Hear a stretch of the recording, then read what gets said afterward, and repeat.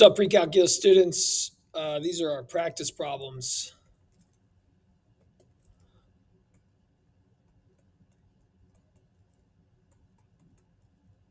that we're going to do before our quiz. What we learned last class is that depending on the situation and the information given, if you're given an angle and then two sides where it's like an angle, then a side, we can have this situation where this other side, this opposite side A, could be oriented this way or this way. And there's a potential situation where we have two triangles.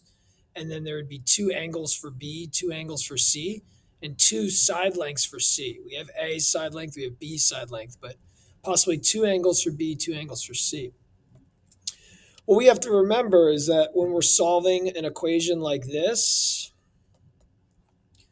and you can use an inverse trig function, and I'll show you that with a calculator, but we remember that there are two angles where sine are positive and between 0 and 180.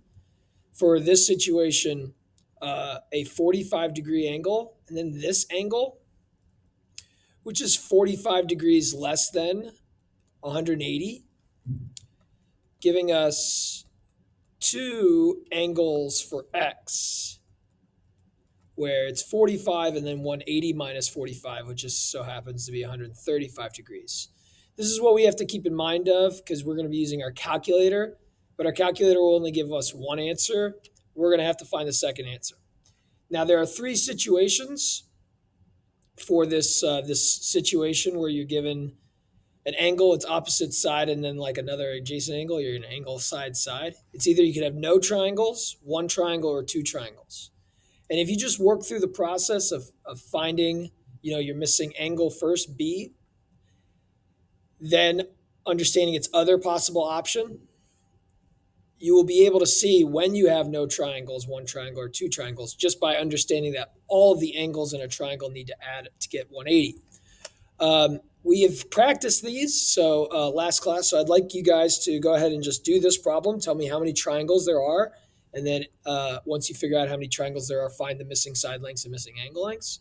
So go ahead and do this, and we can pause the video, and then press play, and I'll show you how I would do it so you can compare your answers. And obviously, you should be working with your neighbors to compare answers. Okay, I don't have to draw the triangle, so we paused, and now we play. Okay. So I don't have to draw the triangle. Opposite angles and sides work with the law of sines. So here I have the sine of A over A equals, the only information I can find is the angle B given the side length of B. And I can set up sine B equals whatever this is equal to over here on this left side after multiplying by 16. I'm going to get out my calculator and show you the work.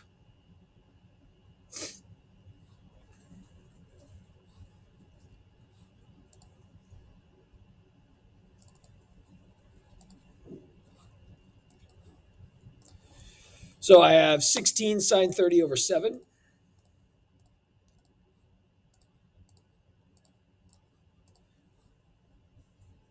And I got to make sure I'm in degree mode. Do that over again. We know that the sine of 30 is 1/2, so this makes sense. 1/2 divided by 1/2 times 16 is 8. Divided by 6, I get 1.333. Okay. Now, I know immediately this can't be done. If I take the inverse sine of both sides, my calculator is going to tell me an error. That's because sine's maximum value it could be is 1. So I can't take the inverse sine of something bigger than 1. My calculator says error. That's just telling me you can't do this. So B, the angle B, just does not exist, which means there are no triangles that could have this angle and these two side lengths. It's just impossible. Okay. So there's your first situation. You could have no triangles. Your calculator kind of helps you. All right, now let's go do this situation. Let's pause the video. You guys do it, and then play when you're done. Okay, here we go. Same setup, sine A over A. I'm going to put sine A on the top just because I know I'm finding, in this case, the angle C over the side length 16. So I'm going to multiply both sides by 16 again and get 8 over 10. But whatever, you have your calculator, so use it.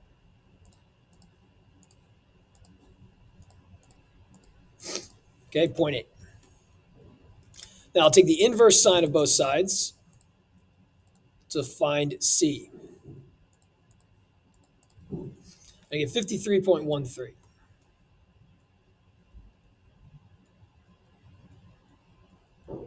degrees. But I know sine is positive and is between 0 and 180 degrees, so it could be an angle of a triangle in the first and the second quadrant. So I need to do 180 minus this angle C to get the other possible angle C, where the sine of this angle equals 0.8. So 126.86. Dot, dot, dots. Okay. Now, this is angle C. So I have angle C, I have side A, I have angle A. Easiest thing to find right now is angle B. Now, to find angle B, it's just like first one plus your second one subtracted from 180, or just 180 minus those two angles, and you get your third angle. So 180 minus 30 minus 126, 23.13. That's if the angle C is this. If angle C is 53 degrees, 180 minus 30 minus the 53 degree angle. Make sure you're using the entire decimal. 96.86. Cool. So I have my two possible C's, my two possible B's. They both work. I don't have any crazy angles that is telling me that like that's not going to be true. Now I need to find my side length B. Okay. Now to do this, this is like our original law of sines problems.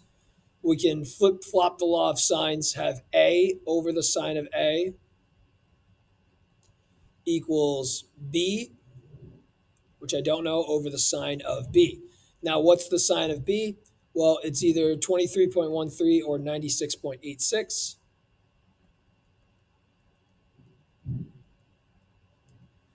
You're going to multiply that over to the other side. So you get 10 or sine of 23.13 or 96.86 times 10 over the sine of 30.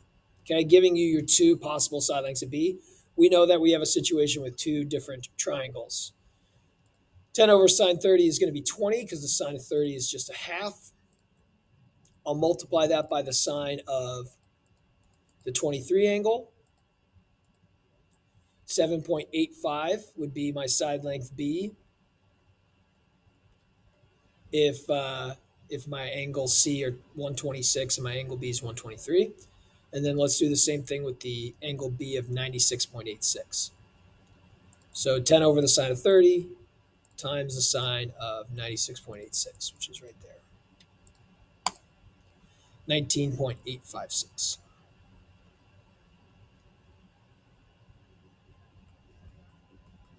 Okay.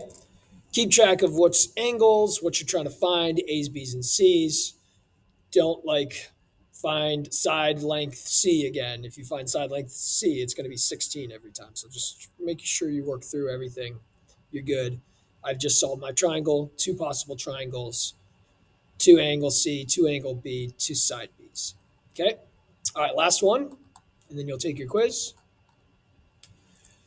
Ready, set, do this situation. Let's go ahead and pause the video. All right, let's see how we did. Same start, only I got sine of 30 degrees over 20 equals, again, I have the side length C, so I'm going to find angle C. Multiply by 16. I'll get the sine of C is equal to whatever that number is. 1/2 divided by 20 is, or let's do Yeah, whatever. We'll do it this way. That's going to be 1/40th, and then times 16. Okay, point 4. Take the inverse sine of both sides to get angle C.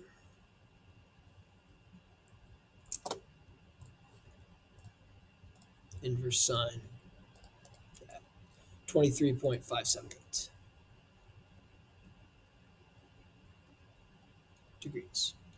Let's find our other potential angle that's in the second quadrant. Take 180 degrees, subtract by that to find that second quadrant angle where sine is equal to 0.4, 156.421. Now, two ways I know that this can't be a possible angle C. I know 156 plus 30 is 186, which means I'm already beyond the angles that I'm allotted. I'm only allowed to have 180 degrees in a triangle. So I know that's not it. Another way is if we found angle B by taking 180 minus 30 minus these angles. This angle B coming from the 156 and the 30, it's going to be a negative angle. And that's just not going to be uh, an angle in a triangle. So we know that's not going to be the answer. So let's go ahead and do that. We have 180 minus 30 minus the 156. So negative 6.42. Yeah, that can't be it. So this is a situation where we only have one triangle, the one triangle being with an angle C of 23.578. Let's see what angle B is for that.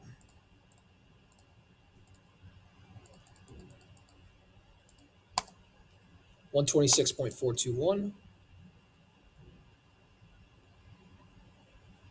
Dots. And let's find the side length B, or side B, whatever.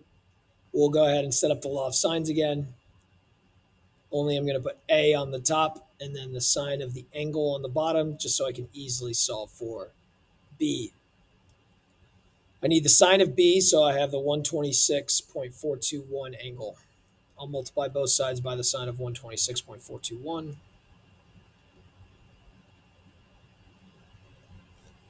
And I'll have B. The sine of 126.421 times 20 divided by the sine of 30. And I get 32.186. Okay.